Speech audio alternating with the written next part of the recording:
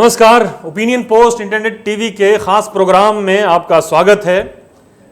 भारत गांव का देश है, ये जुमला आज भी कानों में शहद घोलता है, लेकिन अब इस जुमले की हैसियत महज किताबी रह गई है, क्योंकि गांव और छोटे कस्बों की समस्याओं पर राष्ट्रीय स्तर पर चर्चा विरले ही होती है। उनकी सुध लेने वाला अब कोई नहीं है। अभी दिल्ली के प्रदूषण स्तर पर वहां उठे धुएं के कारण हो रही लोगों की परेशानियों पर खूब चर्चाएं हुई। दिल्ली सरकार ने अभी अपनी सड़कों पर ऑड इवन लागू कर रखा है, जिस पर सरकार और विपक्ष एक दूसरे को घेर रहे हैं। इस पर भी खूब चर्चा हो रही है, लेकिन इस चर्चा के बीच ये भुला दिया गया है कि दिल्ली के अलावा भी कुछ शहर और गांव हैं जो प्रदूषण के प्रकोप को झेल रहे हैं और इससे बुरी तरह से हताहत हो रहे हैं। इन शहरों का प्रदूषण स्तर आम दिनों में भी दिल्ली से अधिक होता है, लेकिन वहां न तो प्रदूषण का लेखा जोखा तैयार करने के लिए मॉनिटरिंग स्टेशन हैं और न ही प्रदूषण स्तर को काबू में करने के उपाय किए जाते हैं। अब प्रदूषण की वजह से लोगों की जिंदगियां खतरे में हैं, लोग मर रहे हैं, उनकी उम्र कम हो रही है। इससे पहले कि हम अपनी बात शुरू करें, एक नजर इन नक्शों पर डाल लेते हैं। ये नक्शे AQLI air quality life index के हैं। एयर क्वालिटी लाइफ इंडेक्स या AQL वायु प्रदूषण के आंकड़ों को लाइफ एक्सपेक्टेंसी के साथ तुलना करता है और यह बताता है कि प्रदूषण के कारण किस देश की लाइफ एक्सपेक्टेंसी कितनी कम या कितनी अधिक हो रही है। यह आकलन यूनिवर्सिटी ऑफ शिकागो के एनर्जी पॉलिसी इंस्टीट्यूट के द्वारा होता है। इसका मकसद यह है कि इसके आंकड़े के सहारे किसी देश के नीति निर्धारक प्रदूषण के नियंत्रण के उपाय सोच सकें और वहां इन प्रदूषण की वजह से हो रही समस्याओं के निदान के बारे में सोच सकें। इस नक्शे में गाढ़ा लाल रंग यह दर्शाता है कि यदि किसी स्थान का प्रदूषण स्तर WHO के निर्धारित सीमा के ऊपर जाता है तो वहां रहने वाले लोगों की लाइफ एक्सपेक्टेंसी में कितनी कमी आती है। अब बात करते हैं कि WHO का जो निर्धारित स्तर है प्रदूषण का, जो एक परमिसिबल लिमिट है, वो क्या है।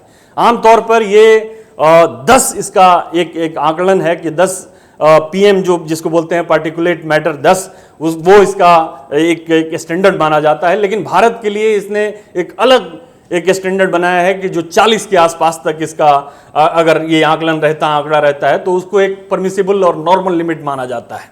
इसके आगे अगर ये आंकड़ा जाता है प्रदूषण का पार्टिकुलेट मैटर में अगर इजाफा होता है तो उससे लोगों के सेहत के ऊपर इसके दूरगामी परिणाम पड़ते हैं। उनकी रिस्पायरेटरी डिजीज होती हैं, उनके सांस लेने में दिक्कत होती है, बच्चों में तरह तरह की बीमारियां होती हैं और इससे एक तरह से कह लीजिए कि वहाँ की जिस इलाके में ये बढ़ता है उसकी लाइफ एक्सपेक्टेंसी जो है कम हो जाती है।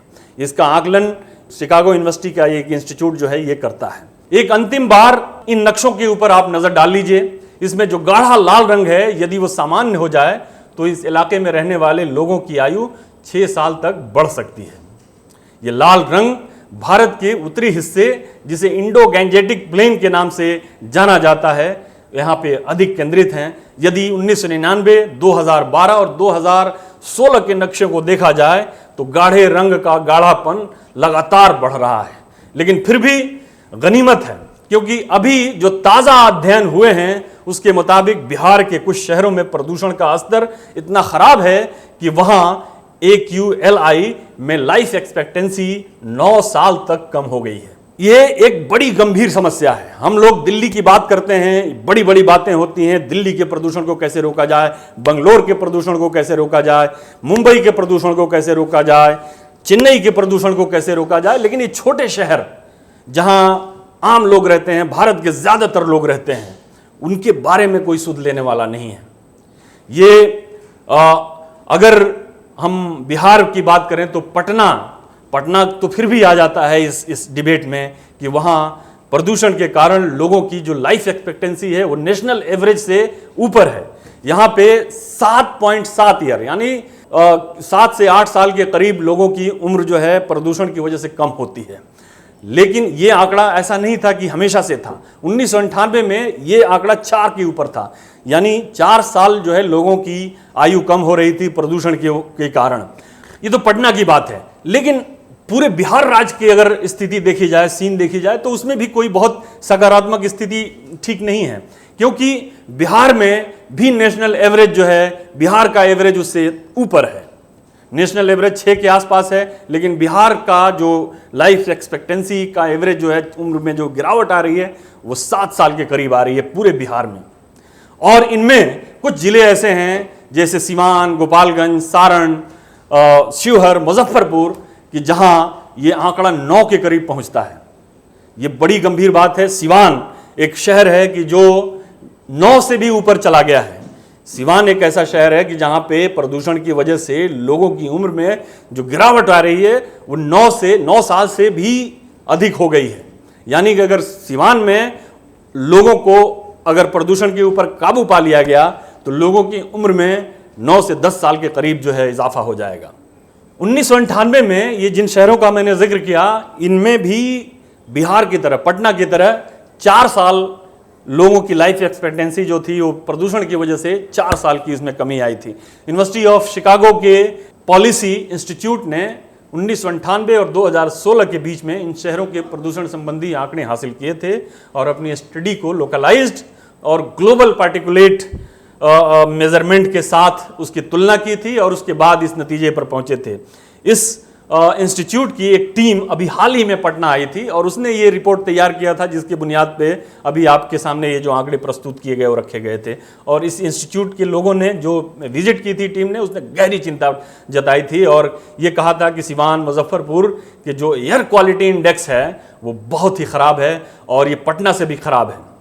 तो ये तो बिहार की जो बात है, ये 3-4 जो डिस्ट्रिक्ट्स का नाम लिया गया, ये तो बहुत ही इनका स्थिति इनकी ख़राब है। लेकिन जो बाकी के भी जो डिस्ट्रिक्ट हैं वहाँ भी हालात जो हैं ठीक नहीं हैं। जैसे नालंदा, लखीसराय, सहरसा, खगड़िया, किसी भी डिस्ट्रिक्ट का नाम ले लीजिए, वो हर डिस्ट्रिक्ट जो है एक नेशनल एवरेज से ऊपर दिख रहा है पोल्यूशन के मामले में। ये जो WHO का जो गाइडलाइन है उसके मामले में ये जो लाइफ एक्सपेक्टेंसी का जो लॉस हो रहा है इन शहरों में वो बहुत ही भयानक है।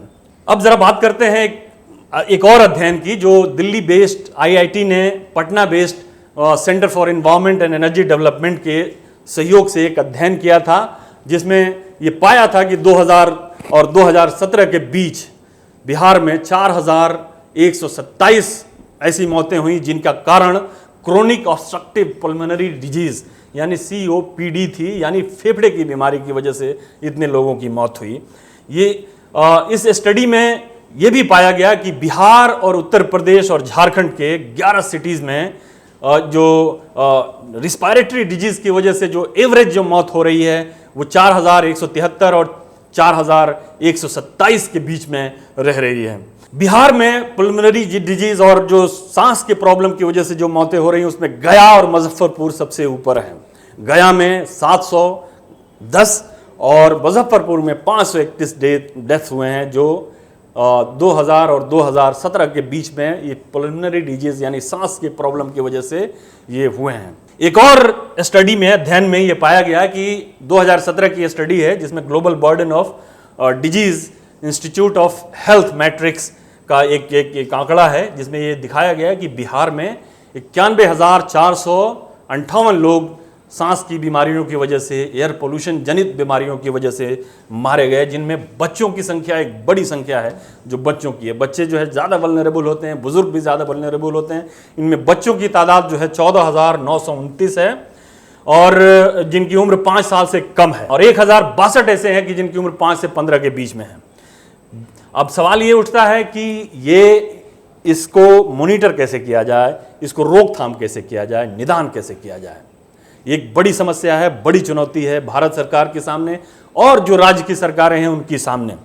अब जो दिल्ली में हमने देखा कि एक जो पंजाब से जो धुआं उठा उसने दिल्ली में आकर लोगों को परेशान किया, लोगों को सांस लेने में दिक्कतें होने लगी। जब ये दिक्कतें जो हैं आम होने लगी कि एकदम से परेशानी जो है बढ़ गई, तब लोगों ने इसका नोटिस लिया और इस पर चर्चा शुरू हुई।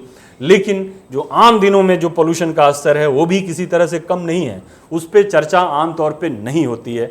और जो छोटे शहर हैं, जैसा कि हमने पहले भी बताया, उन पे भी चर्चा नहीं होती है, उनके निदान के बारे में नहीं सोचा जाता है।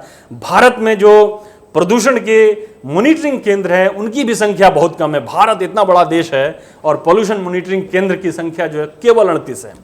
अब जैसे हमने गोपालगंज, सिवान, छपरा, मुजफ्फरपुर का नाम लिया, ये छोटे शहर हैं, छोटी जगह हैं, यहाँ पर मॉनिटरिंग नहीं है। यहाँ पे मतलब कोई भी पोल्यूशन को नियंत्रित करने का या पोल्यूशन को की मॉनिटर करने का कोई साधन नहीं है।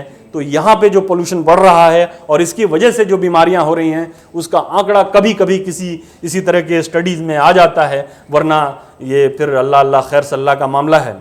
ये शिकायत आम है कि गांव और कस्बों से पलायन कर महानगरों में आने वाले लोग समस्याएं पैदा कर रहे हैं, जिनकी वजह से महानगरों में प्रदूषण बढ़ रहा है।